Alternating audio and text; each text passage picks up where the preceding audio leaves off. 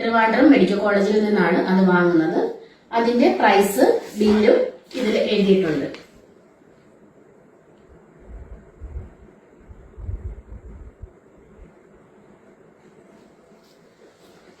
പിന്നെ രേണുവിന് കീമോ കൊടുക്കുന്നത് കാർബോപ്ലാൻ. കൂട്ടുകാരെ, എല്ലാവർക്കും പുതിയൊരു വീഡിയോയിലേക്ക് സ്വാഗതം. അപ്പോൾ ഞാൻ ഇന്ന് നിങ്ങളുടെ മുമ്പിലേക്ക് കൊണ്ടുവരുന്ന ഒരു രേണുസുതി വിഷയം തന്നെയാണ്. എല്ലാവരും ചോദിക്കും രേണുസുതി മാത്രമേ കണ്ടിട്ടുള്ളൂ. അല്ല, അപ്പോൾ ഇത് കണ്ടപ്പോൾ ഒന്ന് പറയാൻ തോന്നി. ഞാൻ ഈ രേണുവിനെ വിമർശിക്കാനോ അതുപോലെ താലോലിക്കാനോ ഇല്ല. കാരണം വെച്ചാൽ ഇപ്പം പറയുന്നല്ല, അപ്പം പിന്നെ പറയുന്നത് അതുകൊണ്ട് ആകുന്നത് ചേച്ചിക്ക് കൊടുക്കുന്ന ട്രീറ്റ്മെന്റ് ആണോ രേണുവിനും കൊടുക്കുന്നതെന്ന്. രേണു ഹോസ്പിറ്റലിലായിരുന്നു എന്ന് കള്ളത്തരം പറയുന്നു, അവള് ഹോസ്പിറ്റലല്ലായിരുന്നു, അത് കെട്ടിച്ചമച്ച കഥയാണ് എന്നൊക്കെ പറയുന്നവരും ഉണ്ട്. ആണ് ചെയ്യുന്നത്, എവിടേക്കാണ് പോകുന്നത്, ഏതൊക്കെ ബാത്റൂമിൽ പോകുന്നു, എന്തൊക്കെ ചെയ്യുന്നു എന്നുള്ളത് പുറകെ നടന്ന് വീഡിയോ എടുത്ത് പുറത്ത് വിട്ടുകൊണ്ടിരിക്കുമ്പോൾ അത് തന്നെയാണ് വൈറലായി നിൽക്കുന്നത്. മറ്റുള്ള ക്യാൻസർ പേഷ്യൻറ്റിനെ നോക്കാനോ അവർക്കൊരു സഹായം ചെയ്യാനോ ആരുമില്ല. എൻ്റെ ദയവ് ചെയ്ത് എൻ്റെ കൂട്ടുകാരെ, ഈ രേണുസുതിയുടെ പോസ്റ്റ് അവളെന്തോ കാട്ടിക്കോട്ടെ, അവളെ പിന്നെ ഐഡിയിൽ അവൾ എന്തെങ്കിലും പോസ്റ്റ് ഇടേ, എന്ത് വേണേലും കാണിച്ചോട്ടെ, അതൊന്നും നമുക്ക് ബാധിക്കുന്നില്ല. പിന്നെ എന്തിനാണ് നമ്മൾ അവരുടെ കണ്ടൻറ്റും പിടിച്ചുകൊണ്ട് ഇങ്ങനെ മുന്നോട്ട് പോകുന്നത്? ഇപ്പോഴത്തെ വിഷയം എന്താണെന്ന് വെച്ചാൽ ഏതോ ഒരു ഹീമോൻ്റെ ഏതോ ഒരു മരുന്നിന് 2 ലക്ഷം രൂപ വേണം എന്ന് പറഞ്ഞതാണല്ലോ. ഇതിപ്പോൾ സത്യത്തിൽ എന്താണ് എന്നുള്ളത് ഒരു ക്യാൻസർ നോക്കുന്ന ഒരു ഡോക്ടറോട് ചോദിച്ചിട്ട് നമുക്ക് മനസ്സിലാവും. നമുക്കത് മെഡിക്കൽ കോളേജിൽ തന്നെ പോയി ചോദിക്കണമെന്നില്ലല്ലോ. ഞാനിന്ന് ഫേസ്ബുക്കിൽ ഒരുപാട് പേര് കമൻ്റ് ഇട്ടത് കണ്ടു. പിന്നെ ഞാൻ അവളുടെ സ്ക്രീൻഷോട്ട് എടുത്തിട്ടുണ്ട്. ഞാനത് ഡോക്ടറെ വിളിക്കും, ഡോക്ടറെ അന്വേഷിക്കും എന്നൊക്കെ പറഞ്ഞിട്ടുണ്ട്. സ്വന്തം വീട്ടിലത്തെ കാര്യം നോക്കാൻ പറ്റാത്ത ആളുകളാണോ നാട്ടുകാരുടെ കാര്യം നോക്കാൻ പോകുന്നത്? സ്വന്തം വീട്ടിൽ മരിക്ക് ഭക്ഷണമുണ്ടോ, വീടെങ്ങനെയാണ്, വൈഫ് എങ്ങനെയാണ്, കുട്ടികളെങ്ങനെയാണ്, അമ്മയെ അച്ഛനെയും നോക്കുക, ഇതൊക്കെയാണ് നമ്മുടെ കർത്തവ്യം. നമ്മളെന്താ ചെയ്യുന്നത്? നാട്ടുകാരുടെ കാര്യം നോക്കി അവരുടെ കുറ്റവും കുറവ് എന്തൊക്കെ കിട്ടുന്നു അതുകൊണ്ടത് നമ്മൾ പോസ്റ്റ് ചെയ്യുന്നു. ഇതെല്ലാം സംഭവിക്കുന്നത്.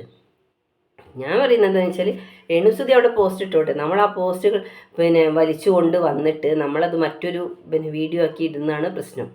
അതുകൊണ്ടാണ് ഈ പ്രശ്നങ്ങളൊക്കെ സംഭവിക്കുന്നത്. ഇനിയിപ്പോൾ കിച്ചു ആയാലും രേണു ആയാലും, കിച്ചുവിൻ്റെ വകയിടുന്നു, രേണുവിൻ്റെ വകയിടുന്നു. ഇവർ അമ്മയും മകനും തമ്മിലുള്ള ആ ഒരു പ്രശ്നം അവർക്ക് അവരുടെ വീടുകളിൽ വെച്ച് തന്നെ തീർക്കാം. അതല്ല അവർ ചെയ്യുന്നത്. അവർക്ക് റീച്ച് കിട്ടണം, അവർക്ക് ക്യാഷ് കിട്ടണം. അതിന് വേണ്ടിയിട്ടാണ് ഈ കണ്ട പണികൾ മൊത്തം ചെയ്യുന്നത്. അവർക്ക് വൈറലായാൽ മാത്രമേ നല്ലൊരു വരുമാനം ലഭിക്കുകയുള്ളൂ, അല്ലേ?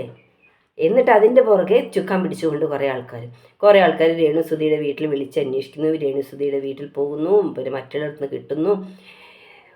യൂട്യൂബിൽ സകല വ്ളോഗേഴ്സും പറയുന്നത്, ഞാൻ പല വ്ളോഗേഴ്സും പറയുന്നത് ഞാൻ കേട്ടിട്ടുണ്ട്, ഞാൻ കണ്ടിട്ടുണ്ട്.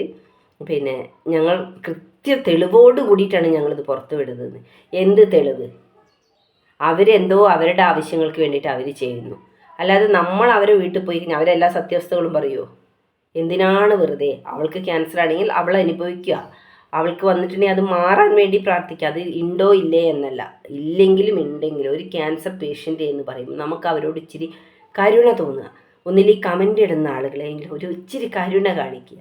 നമുക്ക് എന്തായാലും കൊടുക്കാൻ പറ്റില്ല, നമ്മളെന്തായാലും ഒരു രൂപ പോലും നമുക്ക് കൊടുക്കാൻ പറ്റില്ല. അതുപോലെ നമുക്ക് വേണ്ടെന്തായാലും, അപ്പോൾ നമുക്ക് കൊടുക്കാൻ പറ്റില്ല. നമ്മൾ പരമാവധി അങ്ങനെ എന്തെങ്കിലും പോസ്റ്റുകൾ കാണുമ്പോൾ നമ്മൾ പരമാവധി കമൻ്റ് ഇടാതിരിക്കുക, കമൻ്റ് ഒഴിവാക്കുക. അവരിട്ടോട്ടെ, അവർ പോസ്റ്റ് ഇട്ടിട്ടുണ്ടെങ്കിൽ അവരെന്തോ കാണിച്ചോട്ടെ, അത് നമ്മൾ ശ്രദ്ധിക്കാനേ നിൽക്കരുത്. അപ്പോൾ ഇനിയിപ്പോൾ ഞാനിപ്പോൾ ഈ ഒരു പോസ്റ്റ് ഇട്ടുമ്പോൾ ഇതിന് ചോട്ട് നിങ്ങൾ കമൻ്റ് ഇടണം ഞാൻ നിർബന്ധം പറയുന്നില്ല. എന്തുകൊണ്ടാണ്? അത് ഓരോരുത്തരുടെ പോസ്റ്റ് കാണുമ്പോൾ അത് രേണുസുതി നേരിട്ടിടുന്ന പോസ്റ്റാണെങ്കിൽ പിന്നെയുണ്ട്, അതിൻ്റെ ചോട്ട് പോയി നമുക്ക് ധൈര്യസമേതം കമൻ്റ് ഇടാം. ഇത് മറ്റൊരാൾ രേണുസുതിയുടെ പോസ്റ്റ് കൊണ്ടുവന്ന് ഇട്ടിട്ടാണ് നമ്മൾ കമൻറ്റ് കൊടുക്കുന്നത്. അത് ശരിയാണോ? അപ്പോൾ ഈ പറയുന്ന വ്യക്തികളും റീച്ചിനും പിന്നെ രേണുസുതിയെ വിറ്റ് പൈസ വാങ്ങുന്ന ആളുകളല്ലേ. അപ്പോൾ അതുകൊണ്ട് ഞാൻ പറഞ്ഞത് അങ്ങനത്തെ പോസ്റ്റുകൾ കാണുമ്പോൾ കമൻറ്റ് ഇടാതിരിക്കുക. അതിനിപ്പോൾ ആരുടെ പോസ്റ്റ്, രേണുസുതി എന്നല്ല മറ്റാരുടെ പോസ്റ്റായാലും, കിച്ചുവിൻ്റെ ആയാലും ഒക്കെ കുറേ ആൾക്കാർ കിച്ചുവിനെടുത്ത് തലയിൽ വയ്ക്കുന്നു, കുറേ ആൾക്കാർ രേണുവിനെടുത്ത് തലയിൽ വയ്ക്കുന്നുണ്ട്. ഇവരുടെയൊക്കെ യഥാർത്ഥ സ്വഭാവം നമ്മൾ ആരെയും അറിയുന്നുണ്ടോ? നമ്മൾ ആരെയും പോയി കണ്ടിട്ടുണ്ടോ? കണ്ടിട്ടില്ലല്ലോ, നമ്മൾ അറിയൂല്ല. എന്തേത്തെ ആവശ്യത്തിനാണ് വെറുതെ? ഇപ്പോൾ കിച്ചുമോനെ ഇത്രയും കാലം ഈ കിച്ചുമോൻ ഈ ഭൂമിയിൽ തന്നെയല്ലേ ജീവിച്ചത്? ഈ കമൻ്റ് ഇടുന്ന ആളുകൾ ഇതിനു മുമ്പ് ഈ കിച്ചുവിനെ അറിഞ്ഞിരുന്നോ?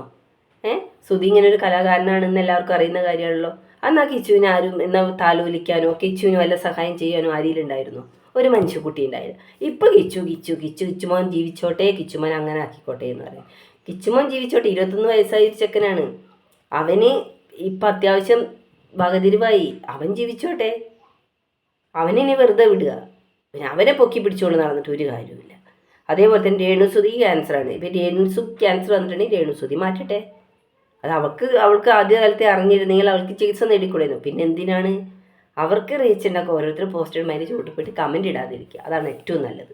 ഒഴിവാക്കി വിടുക. അപ്പോൾ പിന്നെ പതുക്കെ കമൻറ്റും ലൈക്കൊക്കെ കുറയുന്ന സമയത്ത് അവർ ആ പോസ്റ്റ് ഇടലങ്ങ് നിർത്തിക്കോളും. അപ്പം ഞാൻ മറ്റൊരു വീഡിയോയുമായി വീണ്ടും കാണാം.